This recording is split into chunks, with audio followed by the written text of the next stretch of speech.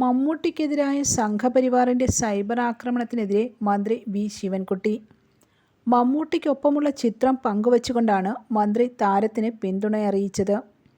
ആ പരിപ്പ് ഇവിടെ വേവില്ല, മമ്മൂട്ടി മലയാളിയുടെ അഭിമാനം എന്ന കുറിപ്പോടെയാണ് മന്ത്രിയുടെ ഫേസ്ബുക്ക് പോസ്റ്റ്.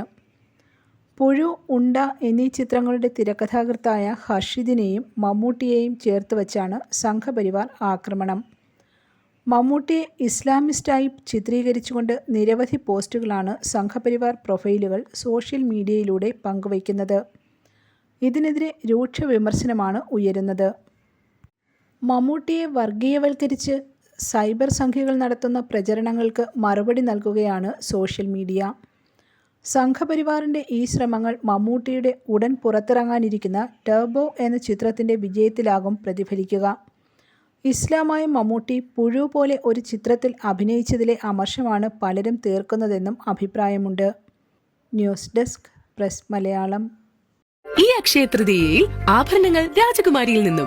സർവൈശ്വര്യങ്ങളുടെയും ദിനമായ അക്ഷയ തൃതീയ ദിവസം നിങ്ങളുടെ ആഗ്രഹങ്ങൾക്ക് ചേരുന്ന സ്വർണ്ണാഭരണങ്ങൾ രാജകുമാരി ഗോൾഡ് ആൻഡ് ഡയമണ്ട്സിൽ നിന്ന് സ്വന്തമാക്കാം. അക്ഷയ തൃതീയ ബുക്കിംഗ് നിങ്ങളുടെ രാജകുമാരിയിൽ ആരംഭിച്ചിരിക്കുന്നു. ഏറ്റവും കുറഞ്ഞ തുക അടച്ച് നിങ്ങൾക്ക് സ്വർണ്ണം ബുക്ക് ചെയ്യാം. പാരമ്പര്യ ഡിസൈനർ ആഭരണങ്ങളുടെ വിപുലമായ ശേഖരം ഞങ്ങൾ ഒരുക്കിയിരിക്കുന്നു. ഐശ്വര്യപൂർണമായ ഈ അക്ഷയ തൃതീയ രാജകുമാരിയോടൊപ്പം ആഘോഷിക്കാം.